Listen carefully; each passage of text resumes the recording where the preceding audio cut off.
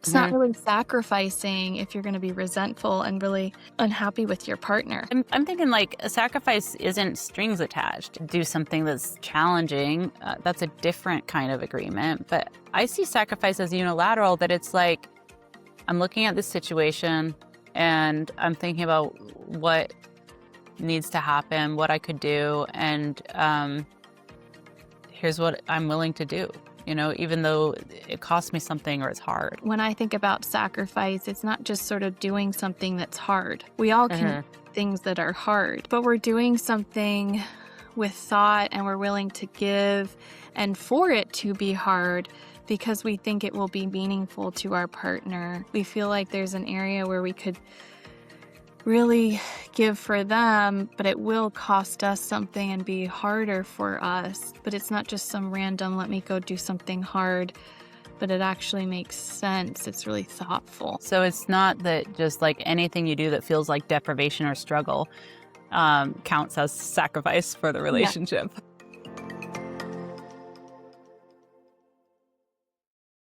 Hey, Catherine. Hey, Jackie.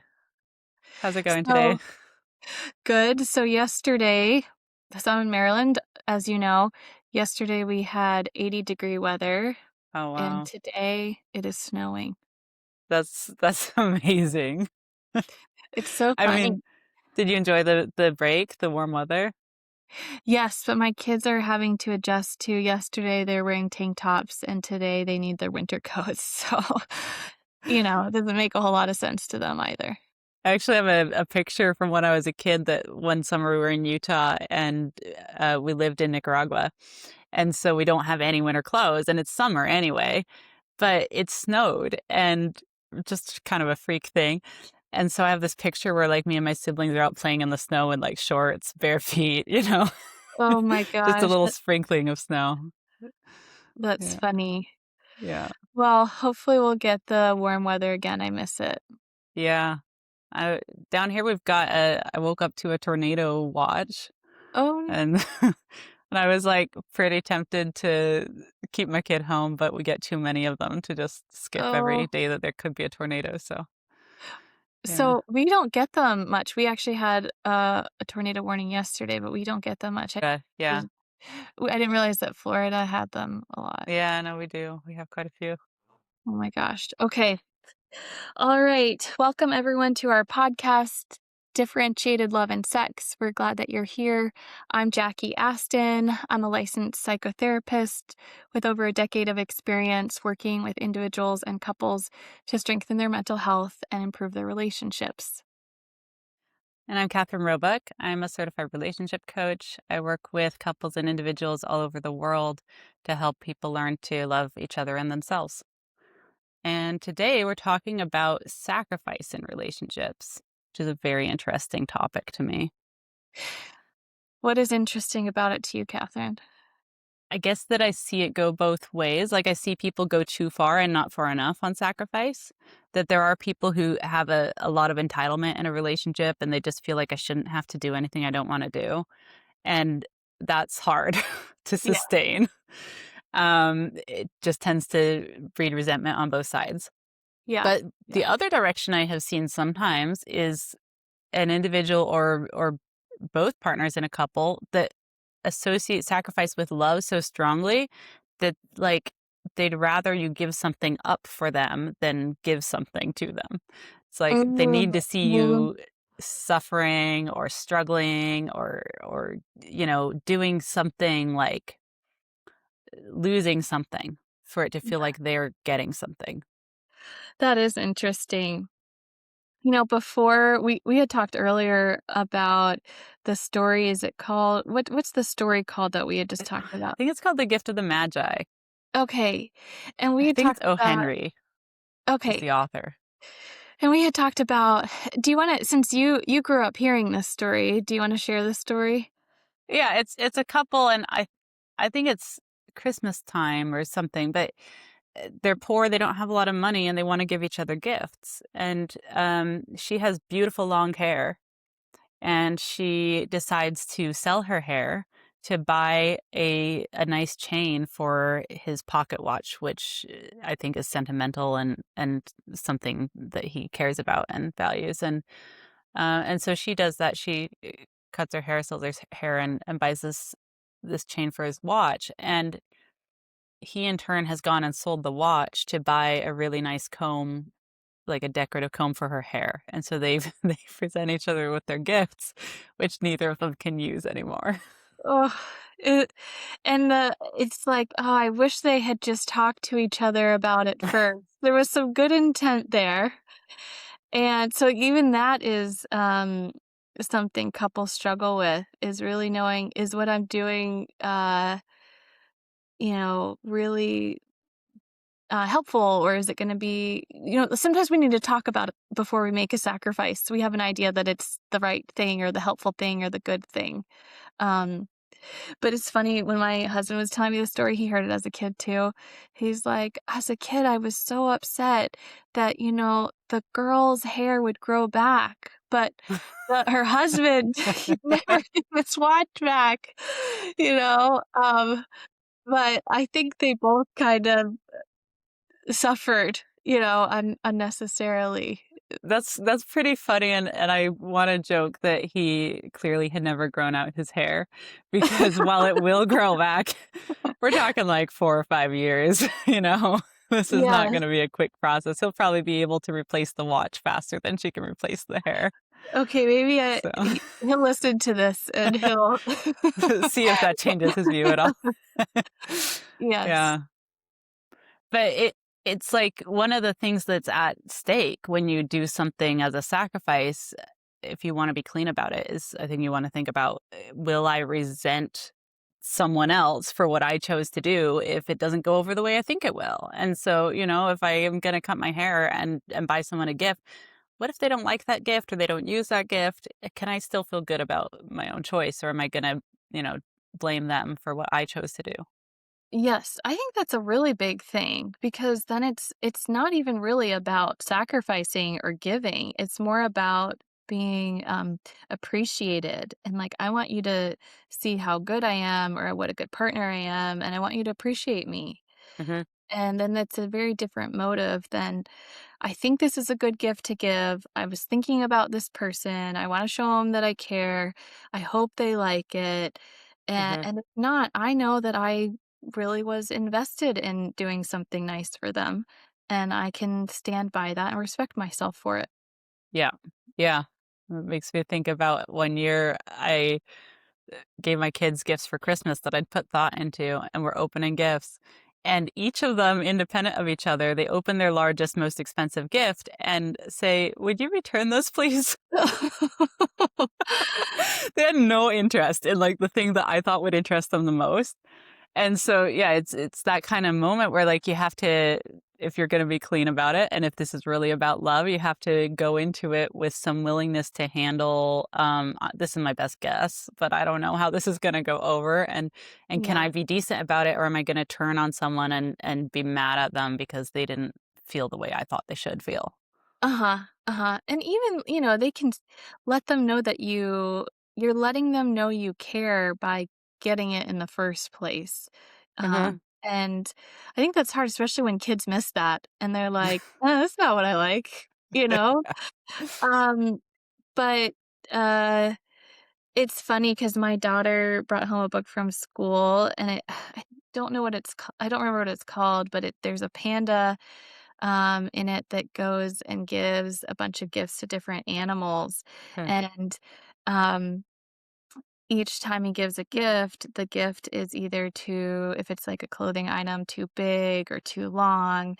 And each time he says, remember, it's the thought that counts. He got it wrong every time, And that idea of like, there's the thought behind it, and he wants you to know that it was the thought that counts. So anyway, it's cute. That's funny. But unfortunately, couples can have really negative experiences around sacrifice. And it can really create a lot of, I think, even animosity, if in a relationship, if it's not coming from a good place.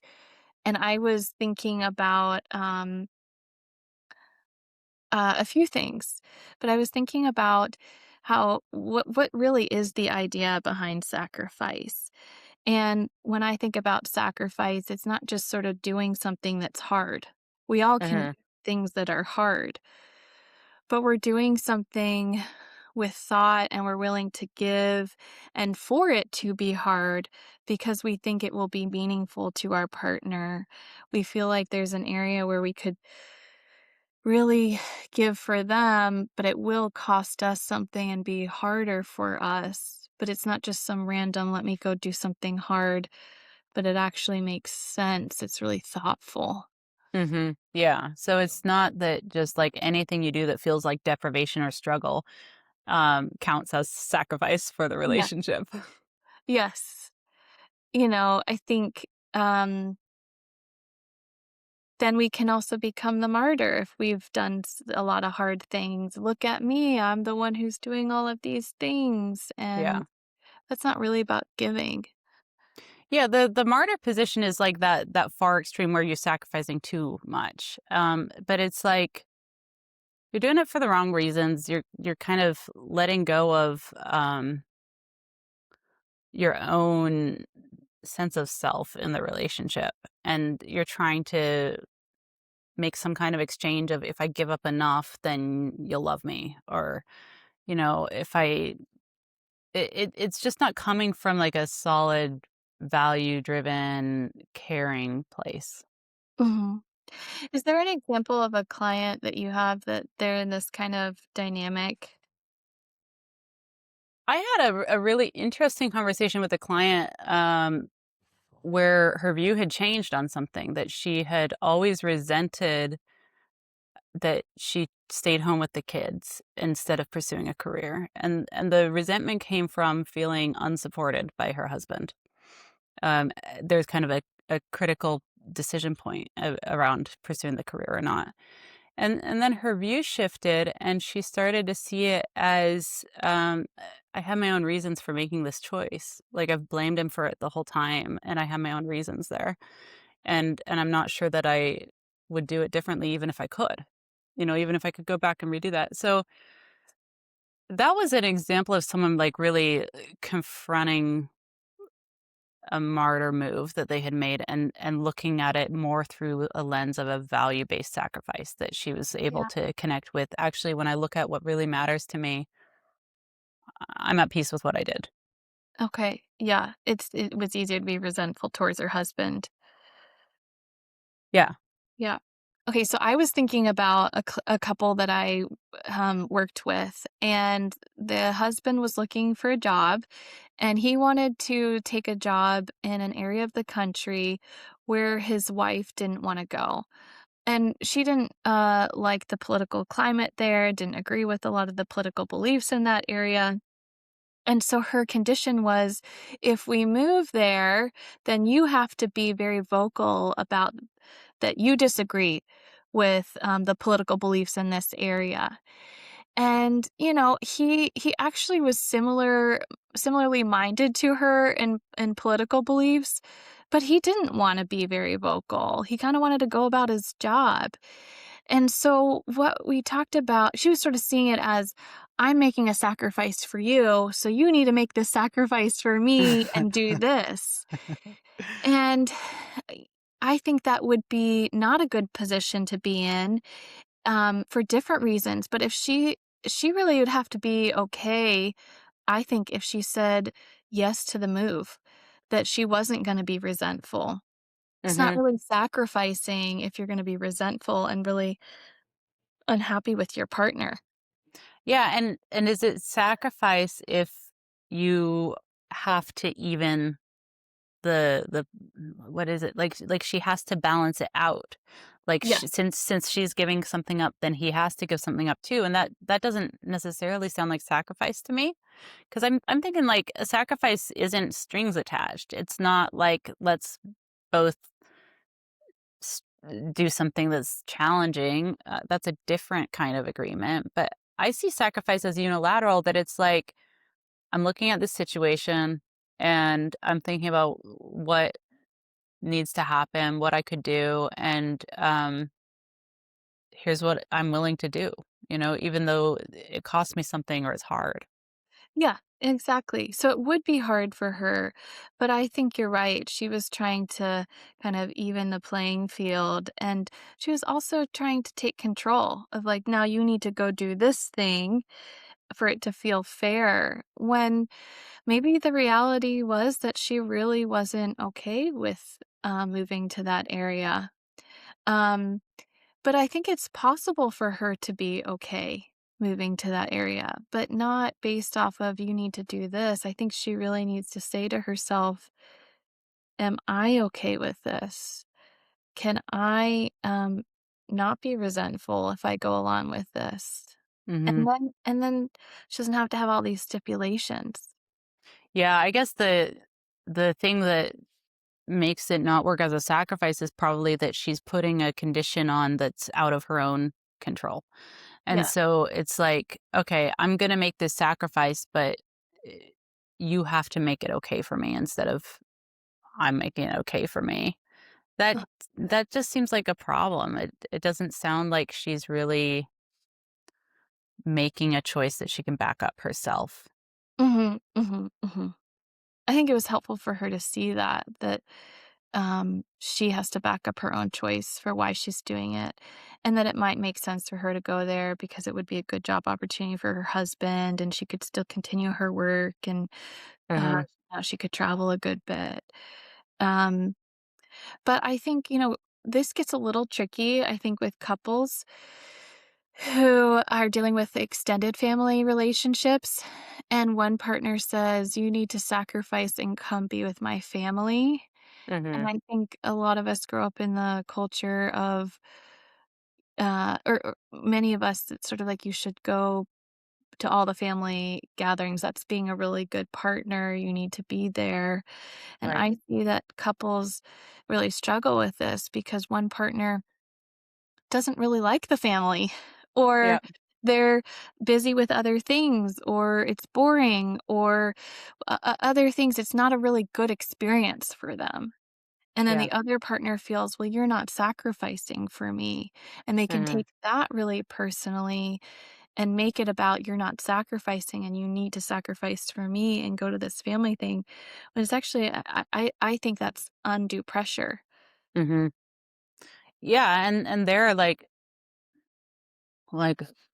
I think it'd be worth looking at what is it that makes this so important? You want this sacrifice.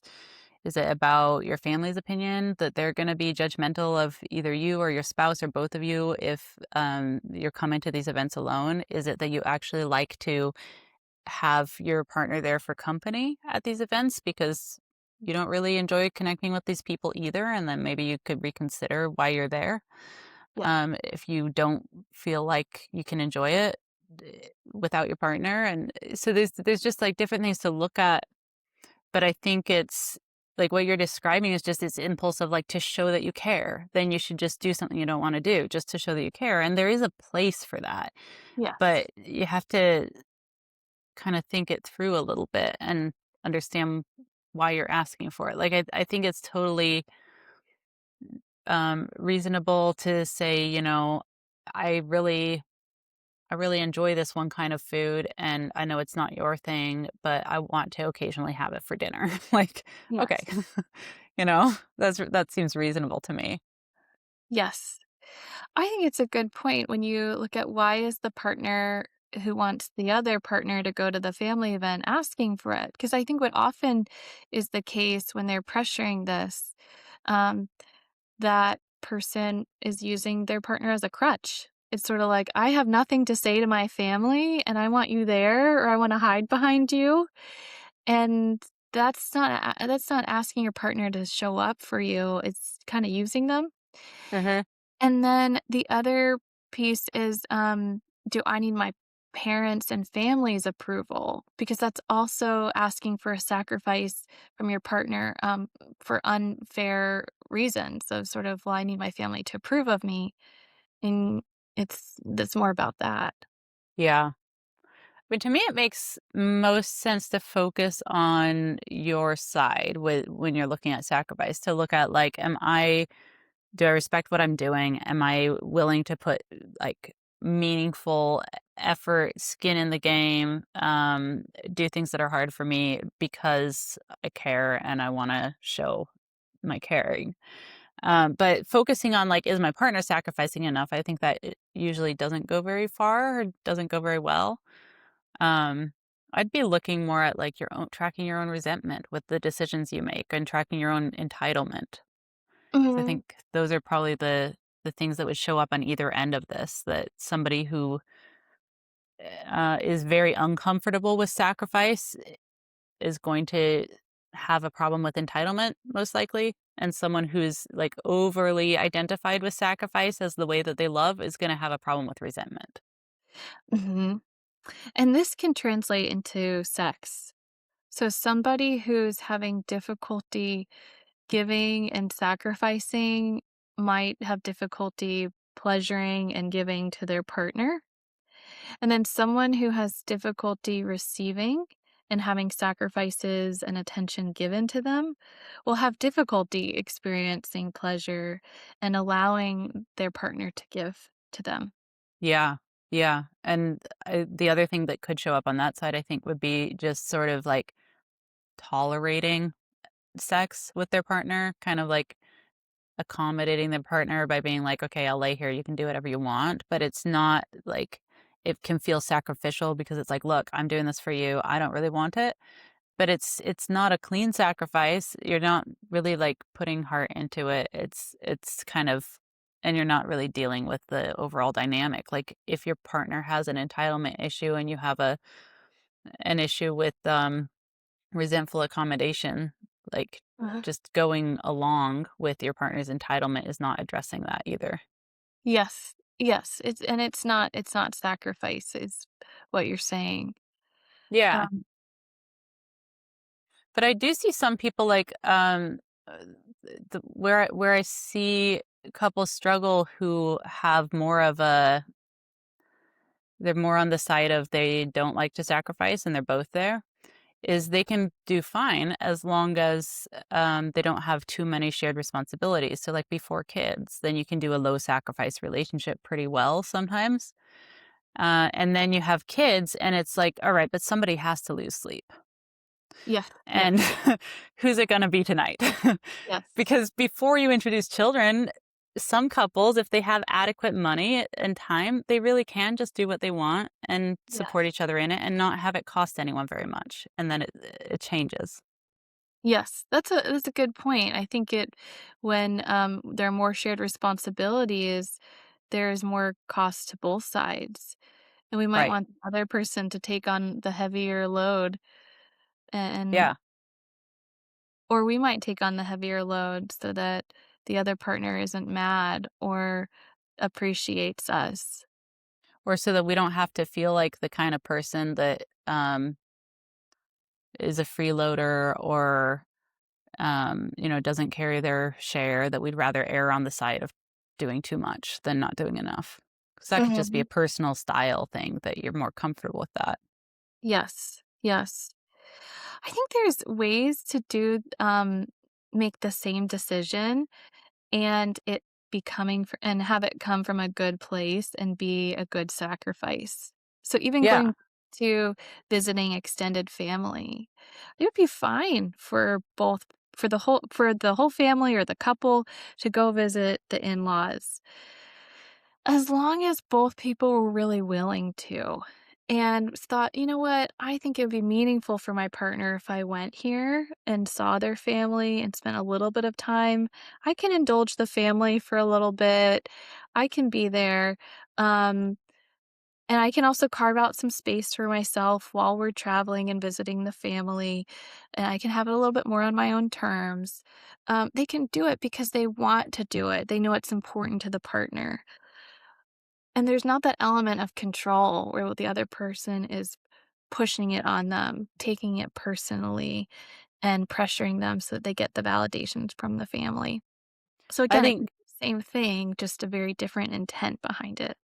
Yeah. I think you're dead on when you bring it to control. That like that's where it becomes a problem. That Mhm. if you're using sacrifice to try to control, and you can do that from either side. You can do that from the side of like what you were describing with your client where she says, "I'll make this sacrifice, but then you owe me." And that's a Uh-huh. control move. Or you could do it from the side of the entitled person who's like always demanding more from their partner, and not willing to give it themselves. And so, but control is not going to be part of healthy sacrifice. And you can give a lot up as a healthy, loving sacrifice, um, but not when there's control involved. Mhm, mhm. What do you think's going on for the your clients who tend to want their partner to make a lot of sacrifices for them? A lot of people had parents who talked to them about, like, talk to them like, you know, I love you.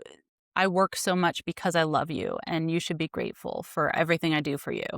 And the parents framed everything they did for their child as a sacrifice.